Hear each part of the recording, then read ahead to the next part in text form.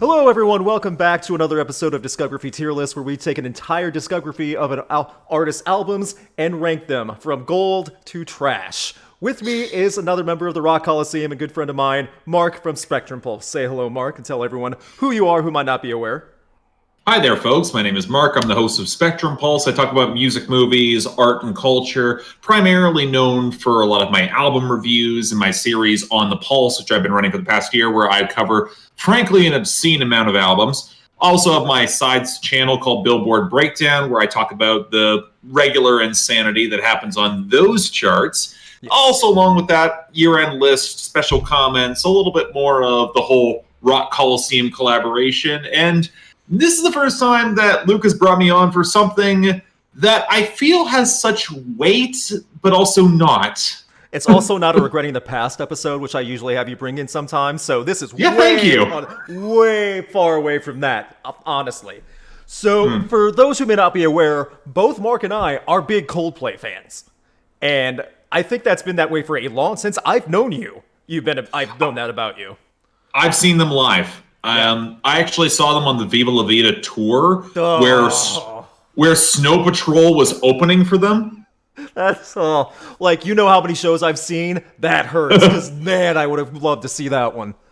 Oh, it was so good too, and we'll get into that eventually. Yeah, I'm sure we will, and that's fine. Oh man, thank you for everyone for tuning in for something like this. As always, we go through chronological order for all the albums. We're not covering the EPs, we're not covering the live albums, just for the sake of brevity. Coldplay has some good ones, though. I do want to point that out as well. They really do have some good stuff on there. They are a great live band, and I think a lot of that actually does translate on record, which is pretty rare when it comes to a lot of live albums. Yeah, and this is a big live band, too, and this is big production. They're trying to have, like, many instruments hooked up with, and they always get that feeling on those albums. Even as the most recent one, I think, was from Buenos Aires. I believe so. Yeah, and that was fine too. So you know what? They do definitely get credit for that because they put a lot of live stuff out. So as we go to the list, you'll see gold to trash. Mark has the screenshot of this as well. And we're going back 20 years. Is that weird to you? Because it's weird to me. It is and it's not. Like, again, what I have to say with Coldplay is that they are at a formative point throughout most of my life. I grew up with Coldplay. I learned how to play Coldplay songs on the piano. I was very much, at the very beginning, I remember hearing their stuff on the radio. There's a familiarity I have with them. Even though later on I would go back and understand the context of where they were at this specific point in time, and really a lot of their influences. So are we going to start with Parachutes? We're going to start with Parachutes. This is the best place to start. I'm glad you brought up the radio perspective of it, because that's where I first found out about Coldplay. When I heard a radio DJ start talking about this new band that he found out about that started getting this radio play from the UK, this is their song Yellow. And that's what took everything by storm. And Yellow saw massive amounts of radio play, even on hard rock stations. And I remember that specifically because at the time, when nu metal and post-grunge were all that mattered, you would hear Limp Bizkit, then Godsmack, then Yellow from Coldplay in that order. It doesn't surprise me, if only because Coldplay kind of started off pretty high up the totem pole. They didn't start off in the indie scene and then break through in the same way as a lot of other acts did. They started on Parlophone. They started getting pretty sizable sales right out of the gate on that debut, not counting the EPs, of course. Right. But at the same time, they had crossover. They had success that came in with Yellow, and I will say this, Parachutes was primed to do that. They had some influences that were more than a little obvious on that early debut. They did, absolutely. And like when you go through some of the songs, especially like Trouble and things like that, when you start seeing this is not a especially on Parachutes and songs like Trouble, this is not a flamboyant, loud, bombastic type alternative band. They were trying to do something very different, at least on these big singles like Yellow, like Trouble.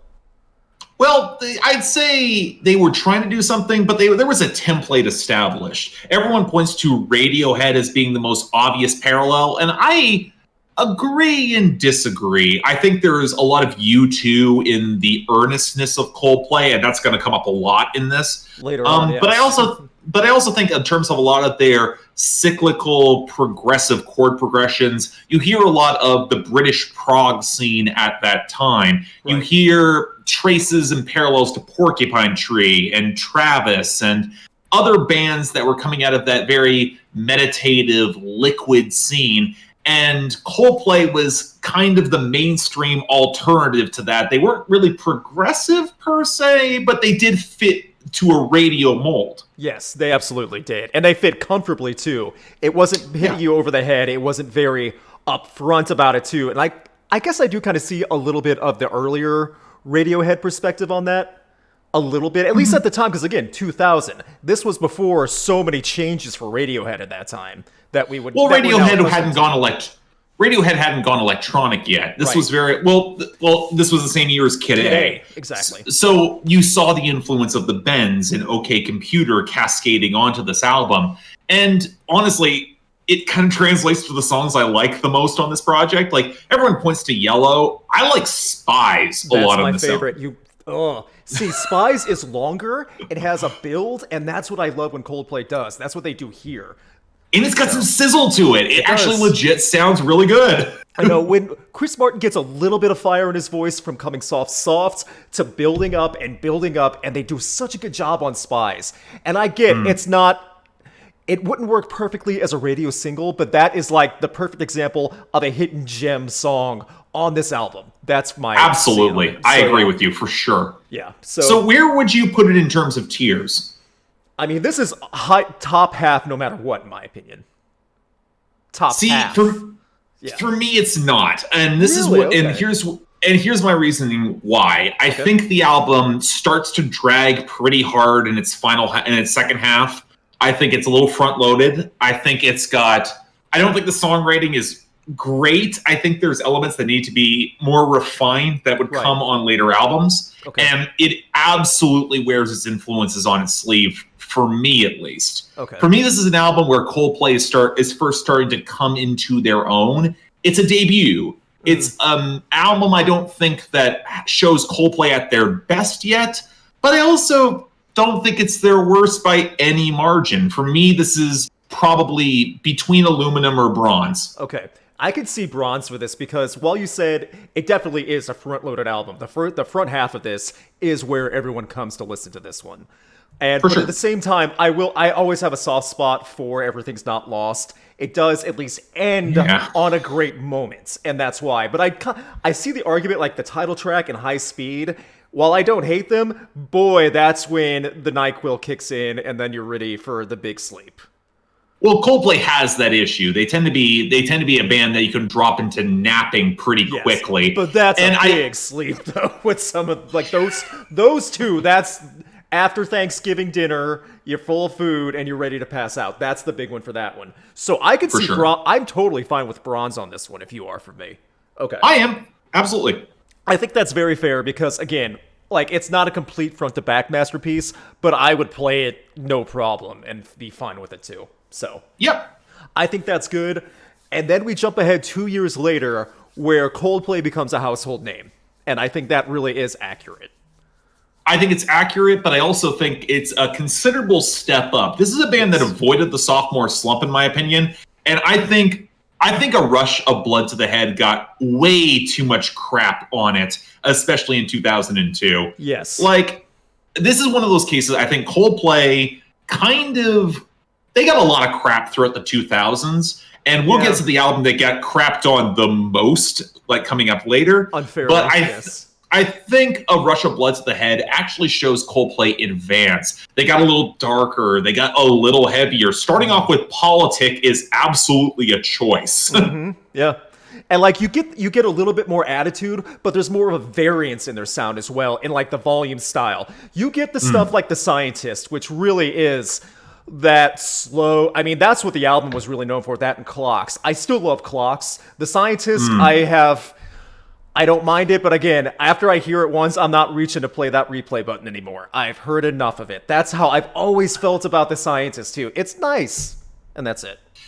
The funny thing is that The Scientist, it would be a great song if it wasn't for Green Eyes and Warning Sign later on the album. Green Eyes, I think, is such this upbeat, like just peaceful song. I think that really blows away something like The Scientist. There's more involved. You feel like the band's really there for that one, outside of The Scientist, which just feels like Chris Martin featuring Chris Martin.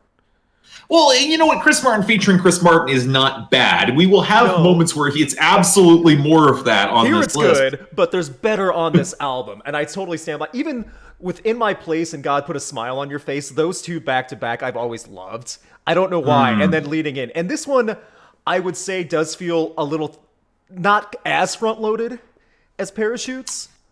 But the drop-off happens. Yes. That I agree with. You won't hear any argument for that for me. I'd say starting with A Whisper, it slows down really hard, and it becomes, again, the NyQuil situation. Yes. But again, when you have I think their first solid 7-8 songs off the album, because I have a real soft spot for Warning Sign, and I'll stick up for The Scientist, because again, I learned to play The Scientist on the piano, and it absolutely works in the first couple of years of university when you're living in dorms and there's a piano around. Mm-hmm. That works like a friggin' charm, just saying there. I totally get what you're going for, and I can totally see that as well. The thing is, though, I echo the same sentiment I had with Parachutes, because it ends with a great moment with Everything's Not Lost. A Rush of Blood to the Head ends with Amsterdam, and I have a soft spot for Amsterdam. So it's fewer songs that add to the NyQuil effect, or fewer moments, and that's why I also agree. This is a big step up, and people know it for Clocks and The Scientist. That's fine. There is much better on here, and I wish more people give this one a chance. And I understand now, in 2020, we're talking about an album 18 years old. It's not going to happen as frequent or as possible. It's not as possible for that to happen. This is the one that you want to give the front-to-back chance to see what you can find, because there's a lot that'll reach out to you. And the thing is, I think a lot of people honed in on Chris Martin being very sentimental on this album. But at the same time, the sentimentality felt genuine. It did. It was one of those cases where, the lyrics are broadly sketched, and he's not the smartest lyricist. We'll get into where that becomes an issue later. But it wasn't a problem here. It wasn't overbearing, or just unbearable, I guess is the better word for it. It wasn't unbearable at all on here.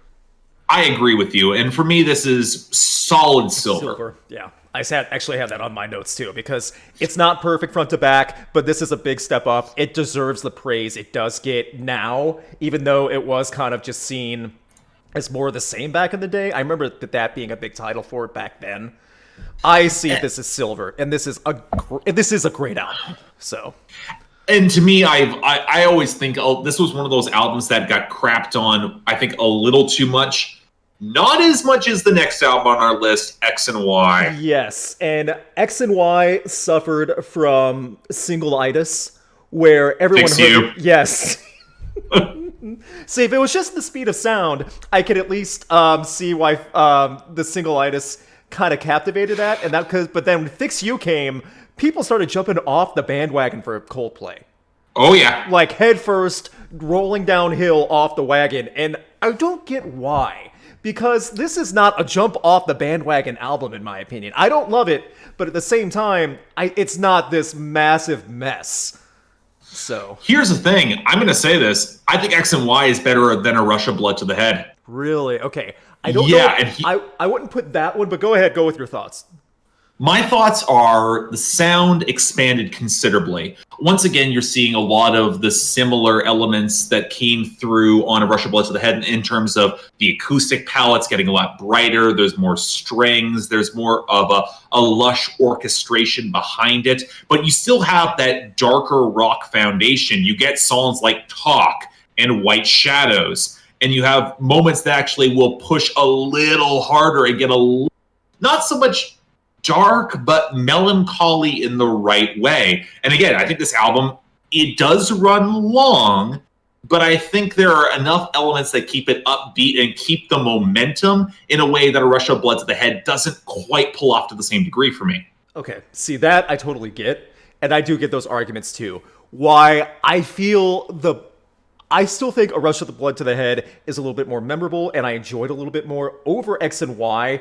And I agree with your part, the sound expanded considerably. The moments that are forgettable and a little unnerving are more amplified on X and Y. Like, The Scientist, I still enjoy. Fix You and songs like that are the ones that will bash you over the head over and over again. See, I can't get angry at Fix You because it's one of those songs that got characterized as the soppy, wet Coldplay ballad that plays to all the moms in the audience. It's a mom rock song. That is a song for that, yes. Yes. But I can't hate it because it does it well. Again, this is one of those cases where I've seen Fix You go off live, and it's amazing live. To be fair, I've heard it on the live albums too, and it is really good. So yeah, and I think one thing that actually really helps Fix You live is that Chris Martin actually modulates his voice back. He's more in his baritone throughout the majority of the song. He's not trying to do the falsetto. I don't know why he didn't do that on the recorded version, but again, that's him relying too much on his falsetto. Possibly, yes. And sometimes that's okay, but sometimes he overdoes it. I would agree with that. I also think there's an element of what you're comparing it to. Yeah. And I think the one thing I like about X and Y is that it finally leans into the earnestness that's always been present throughout Coldplay's entire career. The first two albums, I make the argument that they're still trying to be a little alternative. We've got somewhat of an irony shield up, but Fix You, but Talk, but songs like The Hardest Part especially, I think they lean into that earnest, chipper side of Coldplay. And yeah, it's corny, but it's a part of their corniness I can tolerate. Okay, that's fair. See, I enjoy a song like Talk. It's simple, it's not overly complicated, but at the same time, it does have that more upbeat, chipper, that's a good way to put it, vibe of Coldplay. The more just uninteresting moments, though, when you get to the second half, like Swallowed in the Sea and Twisted Logic, it just does nothing for me, and that's my part of it. And the strike against it also, because, you know, I'm a sucker for albums opening and closing strong. I feel like it doesn't close as strong. It does not close as strong. It opens okay. It just does not close as strong with Till Kingdom Come. It doesn't. And that's my other knock on it. And that's not to say I dislike the album at all. I still wholeheartedly agree with you. It got a lot of crap that it did not deserve. But at the same time, I don't know if I would put it above A Rush to the Head. I wouldn't put it, okay, like I would, in my personal opinion, I might put it above, but I'm comfortable putting this in silver easy. Okay, that's fine. I say on par, I think is very fair. Yeah. It's a different album, but still on par in the tier ranking.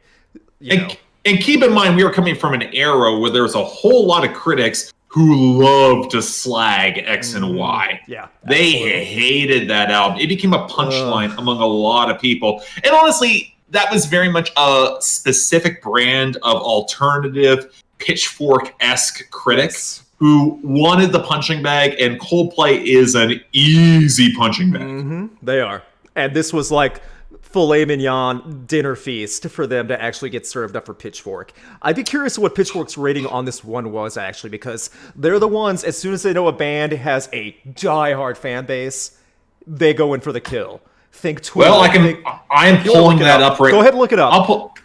Like, when you think about Tool, the Mars Volta, bands that got a rabid fan... The Mars Volta especially had a rabid fan base in the mid-2000s. They got slaughtered by Pitchfork over and over again. And that's the type of stuff like this, too. Okay, Coldplay. X and Y, 4.9. Okay. That might be higher than many people expected for Pitchfork. But it's still, you can clearly have an axe to grind. Yes, absolutely. That's where you're desperate to find fault. Desperate. But here's the thing. Going into the next album, they struggled to find fault with it, and that says a lot. So let's get to Viva la Vida. We're Death and All His Friends. Yeah, I mean, this is the one that Coldplay fans... I talked about how they all started people jumping off the bandwagon in 2005. 2008, they were sprinting to get back on that bandwagon, and many people didn't let go after that. And I can't blame them, because this is I think it's pretty widely accepted this is Coldplay's best album. I agree. It's got my favorite Coldplay song, which is Violet Hill. Great one.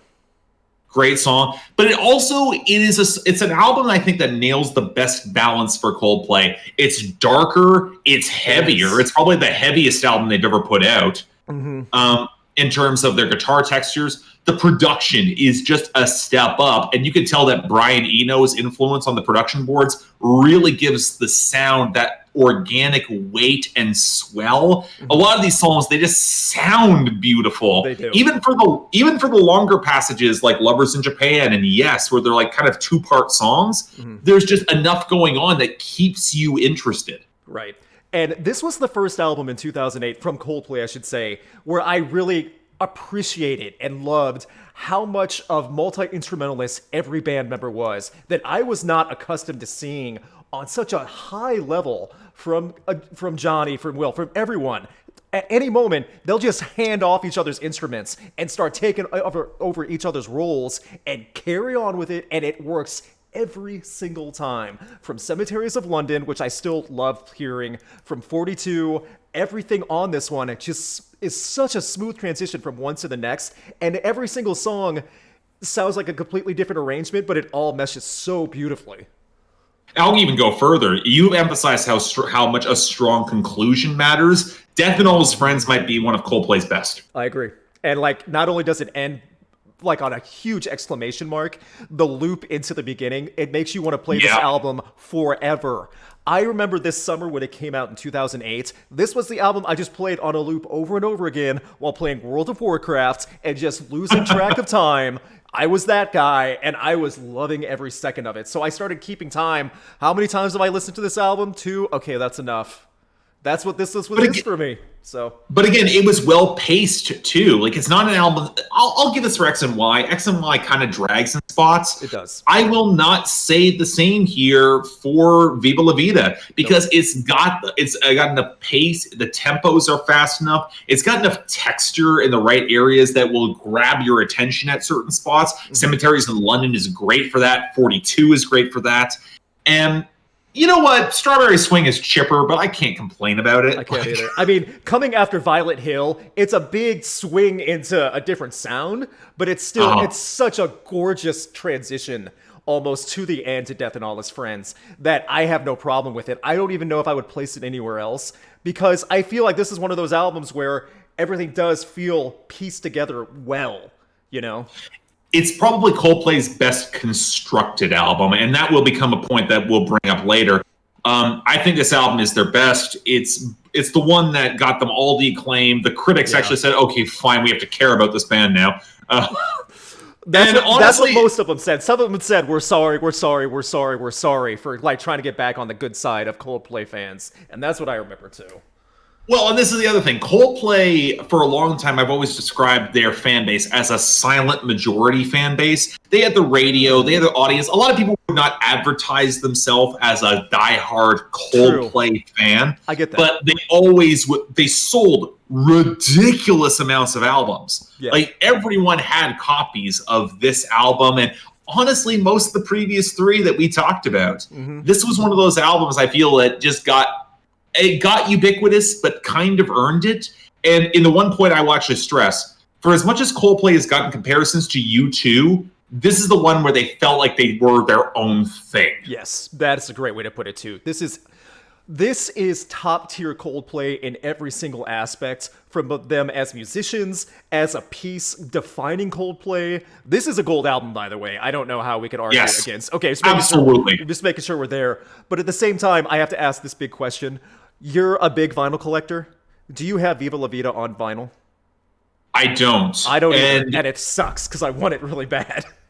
It's on my list of albums to get from Coldplay. I actually don't think I've got any Coldplay albums on vinyl. It's on my list of things to get. I've got a few other ones I'm hunting down first before it.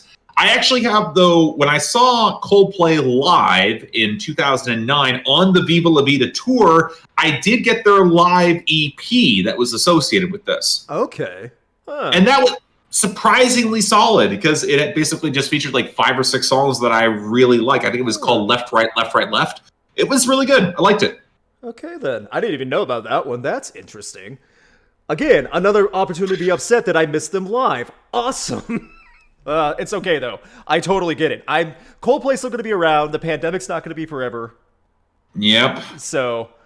But now we go into an album I think is arguably Coldplay's most controversial.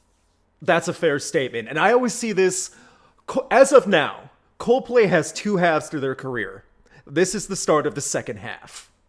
Yes. 2011, Mylo Xyloto came out, and you can't even say, oh, it's following up Viva la Vida. This was 3 years after. So you can't even say it's just like the next step. This they took some time on. This is the one where they try to do different things different. I will say this. My thoughts on Mylo Xyloto change about once a year. Like every year when I try to go back to it, it goes up, way down. Oh, it's okay. And it's always been that way. This is one of the few albums in my life where I could never have a consistent opinion about. I agree with you. This is one of those albums that, again, it's emblematic for its inconsistency. Yeah. You can put this in front of 20 different people and get 20 different opinions, and they will all be very understandable. Yes. The thing is that we can say that about an album that is so single-minded in its concept. It is. Which I find really funny because, again, it's going for this bright and colorful mix. Again, Brian Eno is back in terms of providing a lot of that additional expansion to the compositions. He's not on production, you can tell, but the album is clearly going for this Technicolor story. It's trying to be a concept album, and oh, God, I wish I liked the concept. I wish it didn't feel so cliched. And it's following after an album with an amazing thread. And this one does not have a strong thread. The concept is just so... It's not transparent. It's just so blatantly light and just not fleshed out. And that's what kind of hurts. Because you get songs that do work well. Everyone talks about what their favorites are. I mean, Hurts Like Heaven... When I heard it, felt like this is following up Viva la Vida and like all these other amazing songs that I listened to for like a year straight. This is it, and there's better songs on there than that. But man, this is where I was like, oh, okay. I think there's I'm okay with this. It depends how much you are willing to accept the pop transition, because this is absolutely more of a pop rock album, where previous albums are more on the alternative side. For me, my issue came in the fact that it just doesn't vary itself as much. Like Coldplay, I think at their most frustrating is when they don't vary their sound, or they don't vary their sound to match their themes. Yes. I think, because I think Viva la Vida, it's got dark moments, but it touches on darker subject matter. Whereas if you're trying to tell a story about fighting back against a dystopia and you talk about paradise with weird splashes of Technicolor that were apparently inspired by a graffiti artist, and it's a bizarre note, especially when the mood is so bright and chipper. It's where that earnestness part of Coldplay starts to bite them in the ass. Yeah. And I got to be honest, it really sucks that Rihanna's on here. And that song, Princess of China, that's the one. Yep. Right? Yeah. That song should have been something so much stronger and so much more impactful than it was. And I remember, and it just wasn't. It's barely memorable even in my head now. And I just listened to this album 2 days ago in preparation for this video. So did I. And you know what? She sounds so disinterested. Yeah, and you should be. This is a huge thing, especially in 2011. This is prime time. This is a golden ticket, and you give this prime time for Rihanna. This is when she was overworking herself to death. So I get why she sounds disinterested. But come on, you're midway through a big second step for Coldplay that could put them into an upper tier when it comes to rock, and this is what you give? I agree. I also say the pacing of this album is terrible. It sucks, and that's my problem too. It's not even a start-stop album like every other track is something you want to hit the skip, then play this one. No, you got to skip around quite a bit on this one, and that's what kind of feels weak for me as well. I don't know. So where does it fall for you? Okay, I still don't think this is flat-out trash. I agree. But the thing is, though, I don't think it's on pair. I would listen to Parachutes in an instant before this one.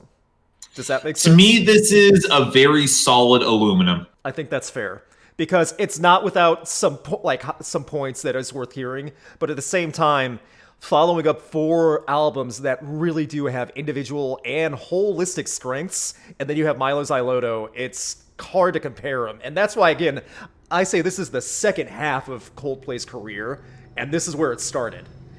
Well, the thing is that I don't, again, this is the sort of thing where I go back and forth on it, because I still really like song. Like, there are songs I like. Hurts Like Heaven. Like, there are songs I like on this album, but I think ultimately it feels too scattered and messy and weirdly unified in tone, but never landing any climax.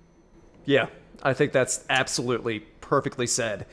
And what's a good way to say this? Transitioning to a few years later, where Chris Martin had some life events happen to him. Yeah. Is that that's the nicest way I can say it, by the way. We go to Ghost Stories in 2014, and if you thought Mylo Xyloto was bright and chipper and this pop-filled Technicolor Wonderland, boy, is Ghost Stories not. Well, here's the thing. With regards to Ghost Stories, this was the first time I actually started reviewing them actually on my channel. So right. I had to deal with both my complicated feelings on Coldplay and my complicated feelings about Coldplay fans. We will get to some of that. But here's the thing. I don't think Ghost Stories is bad. I think it is a departure in sound. It's absolutely not a rock album. For me, it is very much a electronic pop adjacent album. It's not really catchy, but also not really trying to be. And that's the thing. Like, it's very much Chris Martin is going through a divorce. He's struggling with the separation that he had with Gwyneth Paltrow. Yeah. I think he got the best out of that whole arrangement by getting away from that. But yes. Different conversation. Yes, absolutely. See, it's a tough. Go ahead. Go ahead. Okay, it is a tough thing. You mentioned on the electronic side, this was the most electronic at this point anyone had heard Coldplay by a long shot, too. I mean, they dived into it. When I first reviewed this album years ago, I don't even think the album review exists anymore because Warner is very protective of Coldplay to the point of insanity. So I enjoyed the album before. It was like 2 years ago when I listened to it again, I didn't find it as inviting. And even now, like this past week when I listened to the album again, I felt kind of the same as I did 2 years ago. I agree with you. It is not a bad album. And I feel there are high points. I do enjoy Another's Arms. I enjoy Sky Full of Stars. Those moments are not numerous, though. And it does feel, like when we talked about front-loaded albums in the first half, this is not a front-loaded album, in my opinion. Nope, absolutely not. To me, this is an album that's kind of defined by its guest stars. And this will become an issue with Coldplay later. You booked to A Sky Full of Stars is the big single, got the remix with Avicii, co-written by Avicii. Yes. And you can tell. The other one that stands out to me is Midnight. Midnight's probably my favorite song on the album. Yeah. And it's co-written with John Hopkins. He's an experimental electronic artist. I actually reviewed him, I want to say back in 2018. I liked a lot of the sound he's doing. And going back to the album now, you can tell his influence runs through parts of this. Yeah. But again, this is not a Coldplay album that's trying for the scope and swell that came out of the previous 2 projects. So it's kind of its own thing. I like it because I think it's earnest and sad. And Chris Martin, as much as we want to crap on him, can sell this sort of emotion pretty well. Yeah. And he did it differently, too. He could have easily made The Scientist Part 2. He could have easily done so many other things that is already done for him in that sappy sourness, especially at a time where he was going through a very public divorce. I mean, this was not a private thing, so. And he didn't do it. He didn't oversell it, which I think gives this album a little bit of charm to it. It's the sort of album that's like, oh, that's so sad. I feel bad for you, man. Like I don't think most of the songs here are all that good. Not good at all, but I think there are enough moments that make me care about Chris Martin that the sentimentality works. And I was way too hard on A Sky Full of Stars 6 years ago. I think the song's fine. Yeah. I still think Midnight's the best song here, but there's enough moments that make me say it's fine. Yeah. It's not Coldplay's best, but it's far from their worst. Right. I stand by what I said. Like, this is not a front-loaded album. When you get to Midnight, things finally pick up and you're happy, but you got to go through, like, what, at least 4 songs. I know Magic and Ink. Those were the 2 songs I'm thinking, this is Coldplay still? Really? And that, like, the NyQuil comes early. But at the same time, I remember this back in the day, and I still remember this 2 weeks ago, or just this within the past 2 weeks. I didn't feel like I wasted my time listening to it. And I think it helps. The big thing is that it's not a long album. It doesn't. No, it doesn't. I don't think it's trash. I don't either. But the moments that do stand out are fine, but there's not enough to really warrant. And I do kind of see... I don't know if it's really anything else but aluminum, even outside of this. Bronze, it'd be the highest. I like it enough that I would put it in bronze, if only because it's got enough splashes where I think are really pretty. And again, I've got more of a fondness for this brand of electronic music that I'm like, oh, it's pretty, and Chris Martin doesn't sound like trash. And I think it's a well mixed album. I think in terms of, even if this is not a sound you like from Coldplay, I think they do this sound reasonably well. Yeah. Their execution was not an issue. And I will say this. Okay, bronze I can totally agree with now that I think about it, because it goes back to my earlier point. Chris Martin totally could have done sappy piano ballads for his Divorce album, and he didn't. He tried to do something completely different. So so this was actual efforts in a different area, and it did, again, the execution was not the issue at all, and the second half of the album is the stronger half by a long shot, so I could see bronze being fair. It gets that extra little notch because this was something different, and they were trying to push after Mylo Xyloto. I would agree, Yeah, that's very okay. But now we're into the part of Coldplay's run that I have much less charitable opinions. I was super kind to A Head Full of Dreams in 2015. Boy, oh boy, did that not last long.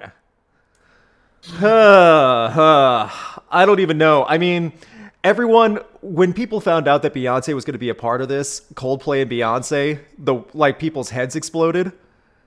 People's heads got put back together real fast. It's like, oh. And that's exactly how I feel about this album. It's just, oh. Well, it's an O, but it's also an O for the wrong reasons. I felt like there was a personality that came through on Ghost Stories that was uniquely Coldplay's. Yeah. I don't think there's much personality on A Head Full of Dreams. If there is personality, it's other people's, like Beyonce and Tove Lo. Tove Lo, Stargate as the producers across the entire album. And that really comes through. Because, you know what? I'm going to say a couple things about Coldplay's production. It's way better than it has any right to be. Like, the first decade of their career, they had remarkably good production. They worked with Brian Eno, for God's sakes. They did. So the fact they go in for this very synthetic, very programmed, very sterile pop production that tries to give them a groove that's very light and bouncy because it's Coldplay, but it doesn't match with them. It's this happiness that they try to have on Mylo Xyloto, but it feels so hollow to me. Yeah, hollow is a great word to describe it, too. I remember hearing, what's the songs after, before Hymn for the Weekend, isn't it Birds? Birds, yeah. Birds, and the intro track, A Head Full of Dreams, the title track. It's just nothing does anything. There's no hook. There's no grab. There's no reason to come back to it. There's so few moments that make you happy that you're listening to new Coldplay. And this is the upbeat Coldplay. This is them refreshed, bringing in friends, having something different after 2014. And this was only not even less than a year and a half after Ghost Stories 2. Yep. Which is even crazier to think about. Really fast. This was really fast. Extremely fast. And you would think, okay, even if you want to kind of see them as like, you can't even say they're like brother-sister albums in the time frame. They're so wildly different and have nothing to do with each other. And there's no parallels with it. Like, this album is actually longer than Ghost. Yeah, it is. And that throws you because I'm like, oh, this is longer. Oh, wait, the final song is a bore. Yes. Oh my gosh, yes. I think this album does not end well at all. It's not it's not just that last song either. When you go to Amazing Day and things like that before Color Spectrum, it's just so much empty space. And that's how I feel about this. And that's the thing that drives me nuts about this. Coldplay, at their core, even if you think the earnestness is corny, And it can very often be corny. It's absolutely corny here, but it's corniness with no body to it. It feels like there's nothing that's on the stake. There's nothing being sold here. There's no sense of intimacy to the album. And that's what drives me nuts. Like I like The Scientist, but I like The Scientist because it's intimate. It's warm. There's something that feels believable. Whereas this feels so oversold. It's color, but it's color with no gravitas. It's a rainbow, but it's a translucent rainbow. I think Grocery Core applies so well to this album. And that breaks my heart. It honestly does. It shouldn't apply there, but it totally does. It totally does. Here's the thing. Coldplay got the rep of being Grocery Core back when the critics in the 2000s. The critics came around on this, and that blows my friggin' mind because I'm like, okay, really? You're going to crap all over their sentimental stuff in the 2000s where at least it felt real when it comes to this? But I'm Feeling Drunk and High is where you really connect. Okay, sure. I actually really like Him to the Weekend. I'm not going to... I'm indifferent to it. I don't mind it. I don't dislike it. It's fine. The Tove Lo song, fun. At least it's good. That I actually like better than Him for the Weekend. But at the same time, there's just so much hollow. Hollow is what you said. I said empty space. That's this album. That is this album to a T, and it shouldn't be. Now, here's the question. Do you call this trash? It's either aluminum or trash, no matter what the argument is. Yeah, I would agree with you there. Because, like you said, it's not that it's produced poorly. No. Well, actually, I would argue I think it's produced pretty poorly. I don't think the production is good on this at all. I think a lot of the grooves are very synthetic and flat. I think Stargate's very mechanical pop approach does not flatter Coldplay in the slightest, especially given what they previously had. Granted, Coldplay were spoiled by what they previously had, but... True, and they were also coming off an album that's very different, so their bass line was all messed up. Yep. Very messed up. But again, so we might disagree on the production, but at the same time, I still can't get over this is Grocery Core to the letter, and that's inexcusable from a band who has done so much more on every level. Yeah. Is there a nice way to say where we're gonna put this album? I will go between either aluminum and trash. I will give you the final say on this one. I'm at a coin toss at this point. I'm not going to flip a coin. I'll go. You know what? I will go aluminum because at the same time, this was so fast after Ghost Stories. Yeah.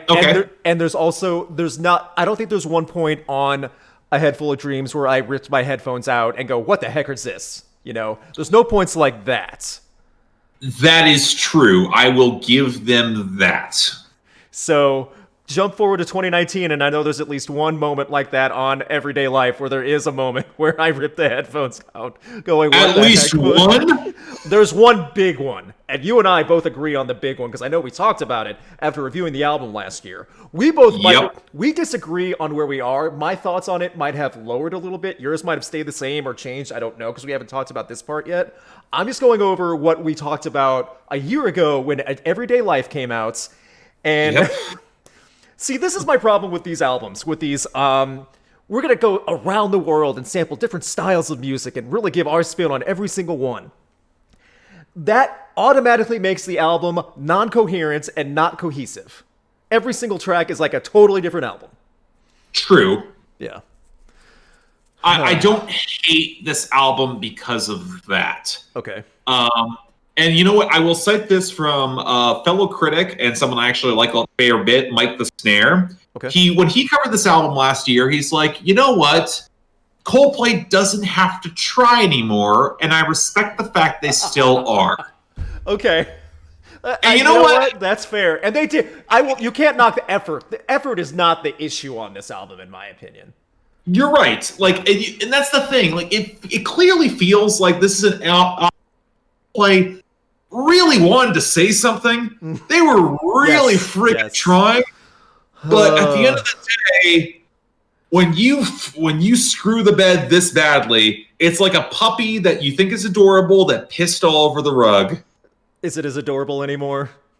No. The puppy's still adorable, but the album is Uh, bad, but the rug is still wet, and you still have to get out the carpet cleaner. Okay, see, we might disagree on, like, I will say this about Everyday Life. I will start with a positive. There are some moments on this album that I really do enjoy quite a bit. There are some songs that I think are great.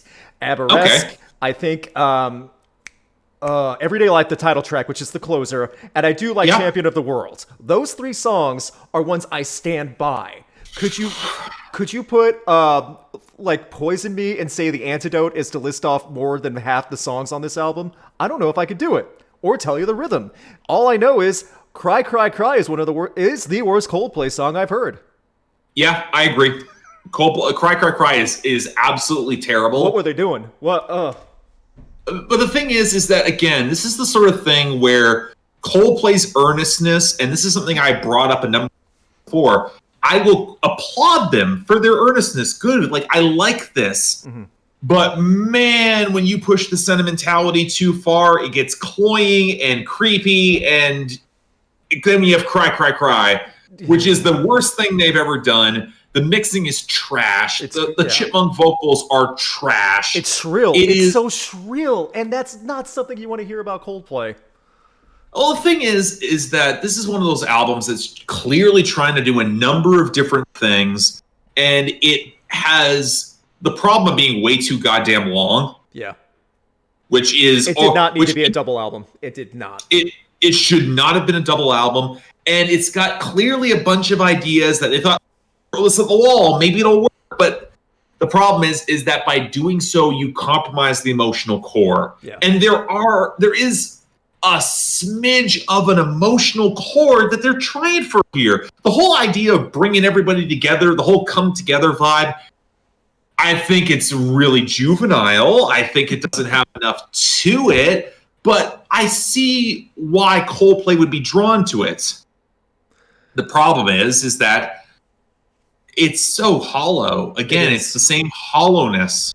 And like this is not even a spotty album where you have to pick and choose your favorite songs. Those three songs I listed that I do think are great, man, oh man, they don't come till much later in this double album. Especially the last two are the last two of the entire double album. Champion of the World and title track. Go ahead. I try to stand up for Trouble in Town. I've tried, and that it's trying to say something about police brutality. Yeah. But here's the thing. I listen to a ton of hip hop. That's my background primarily. That's what I cover a lot of on my channel. Mm-hmm. Coldplay is so out of their depth, and that's the thing that resonates the most on this album. I'm listening to this and I'm like, oh, you included a sample of a police encounter. Oh, that's heavy. This feels completely out of place. This is something you can't sell. This is something you can't back up. And if anything, that becomes more offensive. It does. And that's one of the reasons I think Champion of the World kind of pisses me off a little bit. Does it? Because I don't know if you know the story about this. It's a song that was written in tribute to Scott Hutchinson of Frightened Rabbit, who committed suicide. I know Scott Hutchinson, yeah. Yeah, so... And I'm like, okay, I understand there was at some point some form of collaboration. There were some elements of a Frightened Rabbit song that was integrated into this. I get the sentiment. But oh dear God, could you make it about him, not you, Chris? I think there's an egomania to this album that's subtle because it's so earnest that you think it's being projected outwards. But an album like this that is trying so hard to pull from all these different cultures and make it all come together under Coldplay, it has an ego to it that cannot be sustained. Okay, so overall, I do agree with that. I don't know about Champion of the World being so egocentric towards Chris Martin, that one individual track. It bugs me. Okay, no, I'm not going to argue it. I'm just saying that's my thoughts on it. However, the whole comprehensive ego... the overshadowing ego of this project definitely is a big issue. How Coldplay is universally respected, and the whole world has their own share of Coldplay. Did you see it wasn't really the music videos, the live videos they did, the recordings of Coldplay playing in different parts of the world where they recorded certain songs and stuff like that? That's where I really thought, wow, they're really they're just taking things on the road like the Beatles almost. Like, everyone knows us. We can play wherever we want. It felt like poverty tourism. It honestly did. One of those videos, what did really feel like that? I remember that big time. But the thing is, you have those moments, and then you have a song like Daddy on the first track. Yeah, and I'm like, how to not open an album from a band who knows how to open albums. The thing is that I'm like, in the right album, in the right time, you put Daddy on Ghost Stories. I think it works. Okay. Because honestly, it adds a different level of complexity to the album. You deal with the breakdown of the relationship, and you dig, and it has that level of introspection. It has that level of yearning for a different figure to step in when you're at your lowest point. Okay. There is a way to make that work. Right. Put it on your grand world-saving project. It makes no sense. It feels like an AJR move. That's some bold words, but I get what you're saying.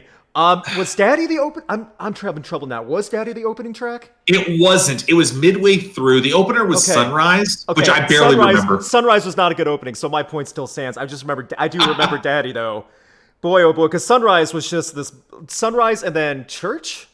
And then Trouble in Town. And then Trouble in Town comes in and something actually happens. But yeah, Sunrise and Church, there's just two individual songs that have nothing to do with each other. And that's what I can't stand about albums like this. You know, another band in 2019, like less than 2 months before, Everyday Life did the exact same concept album of like different styles around the world?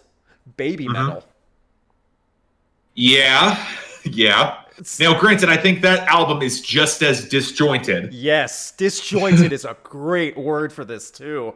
Oh man, and like I can at least understand the desire to make an album like this so far into your career. I at least get that concept in your head of trying to do different spins on different sounds. Like Arabesque, I think worked, but there's so much that didn't work. There's so much.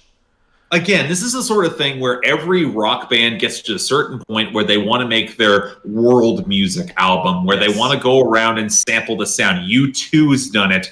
I would argue Bowie did it. I'd argue that Pearl Jam did it like 3 times. Like, Pearl Jam's probably going to do it again at this point. They're not stopping anytime soon. I really hope they don't.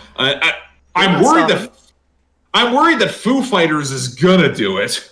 Okay, this is totally nothing to do with Coldplay. Did you hear the new song Shame Shame? Yep.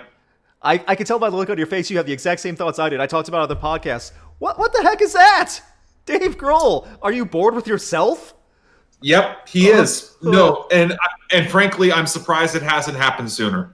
I was not expecting that, especially lead-off single. This is filler from one of the early 2000s Foo Fighters albums. Yep, it is. Okay, so back to Coldplay. Back to Coldplay. Totally different discussion. It's the frustrating thing because I feel like this album has potential. I feel like it was trying to make a good statement. Yes. I hate crapping on albums that try to do good things. Yeah, and like effort was not the issue on here. Not one bit. No. Nope. No, I think the issue is execution. I think the issue. I can't even say the production, because the production budget is back to some extent. But also the production has to be wildly different for every single song because of what you're doing with every different style. And that's automatically going to have a strike against it just by default, regardless of who you have in the studio. My biggest issue with this album is the flow. I will go back to this because, again, when you have albums like X and Y and Rush of Blood to the so well paced, an album that is this sloppily paced, sloppily sequenced. I think this is easily Coldplay's worst sequenced album, especially when you get to the second disc. I think it ends, frankly, better than it should. Yes. I mean, again, your word disjointed really perfectly describes the overall one of maybe the biggest issue with this. It ends well, the last 2 songs, but I stand by. If this was not a double album, if they picked out 10 out of however many songs there are, 18? 16? However many? 16. Okay. If even they picked 10 out of 16, that would have solved quite a few problems. This is an album that needed to be chopped down. It needed somebody in the studio to tell Chris Martin no. Yeah. I think that's a big part of it too. And But the problem is when you're a rock band of this size and this temperament, he can probably do whatever he wants. And this was Coldplay's first real loss, too. This was their first album that did not sell well to Coldplay standards, or any other standards, really. Well, okay, here's the thing. I kept on... When I reviewed this album, I was convinced it was going to become a critical darling. Because nearly at the end of every year, you always get the grand, world-saving album statement that's clearly trying for more that it can't back up, but a lot of critics eat this up. That happened with the 1975 and 2018, don't at me. You know I'm right. No, keep going, I agree. So when it comes to this, I was convinced the critics were going to love it. I was convinced this was going to have all the Coldplay fans on it. Hell, the critics were mostly on the side of this album. They thought it was Coldplay's best in years. And I'm sitting there and I'm like, are you high? I was lukewarm with it. I didn't hate it outside of Cry, Cry, Cry, but I wasn't coming back to it anytime soon. You were... I think this is Coldplay's worst album. Hands down. Without a qualm. I think it's trash. I think it is an album that I think is an incredibly sad note that Coldplay ended things out on. Maybe they could have recovered this if they could tour, but again, this was also the time when Coldplay said we would only tour if we were green, if it was a green tour. And you know what? There was a part of me that's like, okay, it's very admirable, but it's also part of me that's thinking, this is your excuse to get out of touring for a dud album, isn't it? Green tours, I mean, they have the money. But at the same time, set the time and logistics to make a green tour, that's going to take more than a couple months. And I remember, like, you say trash, I'm between aluminum and trash. Like, even though I say the high 3 points on this song, this was the first album where I heard a Coldplay album where I took off my headphones and just couldn't believe it with certain points. And there's so much emptiness. If this were a single album, I would be, okay, 10 tracks, I like 3 of the songs a lot, but the rest are just there, and 1 song I hate. I would say aluminum. But the fact that this is a double album and everything against it, I understand the trash argument. And like, my opinion of this, like a year ago, has gone down. It is, and I do agree. I used to say this is on par with Mylo Xyloto as my least favorite. But Mylo Xyloto is better than this. And I look at this now, Mylo Xyloto is better. So I can't, like, I get it. I would say, even if I would say trash. You know why? Because it's my original argument of it's disjointed. There are moments on here where you just can't listen to it. And when you compare it also to everything else on the list, it doesn't come close to any of these other albums. Head Full of Dreams, you don't like rip your headphones out. You don't. No. I think this album is better produced than Head Full of Dreams, but way more. It took more effort though. And like, again, it's a apples and oranges type situation too.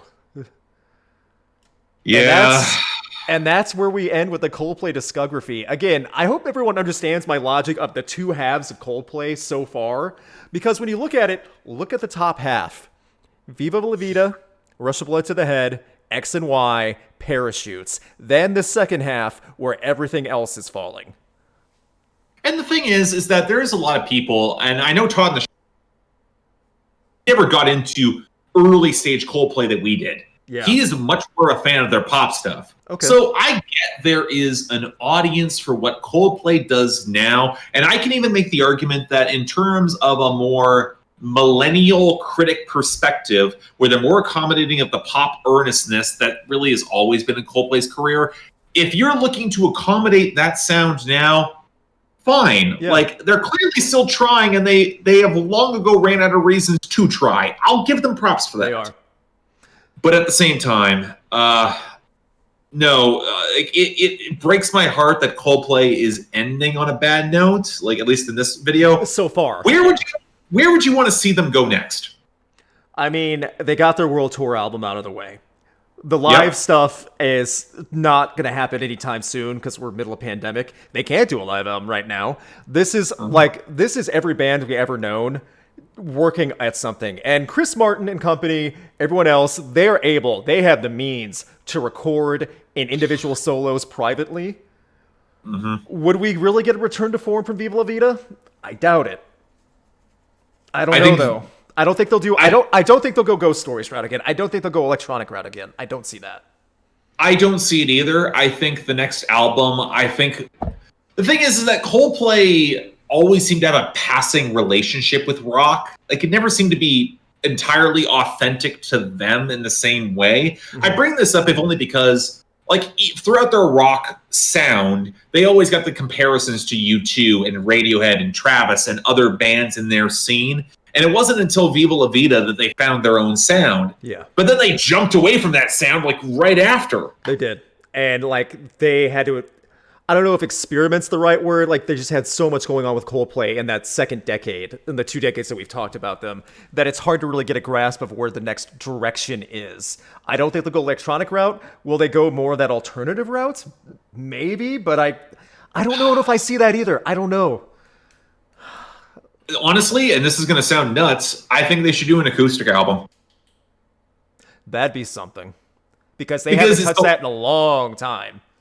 Exactly. They haven't done the stripped back acoustic sound, I can argue, since parts of X and Y and A Rush of Blood to the Head. Rush of Blood to the Head is where that really comes through. But again, people would eat that up if they tried that, though. Exactly. It gives them a few more ballads to play with. Maybe they throw on a couple rock jams or a pop rock jam of some kind. They can stick with some of the electronics because they've embraced that so much in the past 10 years. Yeah. I think it would depend on who produced it. That's very fair, too. And now, like, that different producers have had their hands with Coldplay, would a producer that's already been with them work on it? Or would they bring in something totally different again? And that's another question I don't know. I'd love to see Brian Eno work with them again. Here, I'm going to say something insane, and I just want you to roll with me for a second. I've always been surprised that Coldplay has never done anything with Taylor Swift. After Folklore, this would be the ideal time. Exactly. She's in her indie, rock-ish, like alternative adjacent mold. Mm-hmm. Coldplay has no idea where they're going next, but they want to gravitate to a star that has success backing them behind them. Yes. There would likely be label issues in getting the connection because they're on Parlophone, she's on Republic. Yes, but they would bend over backwards at the cash cow that could be, even if it's just for a song.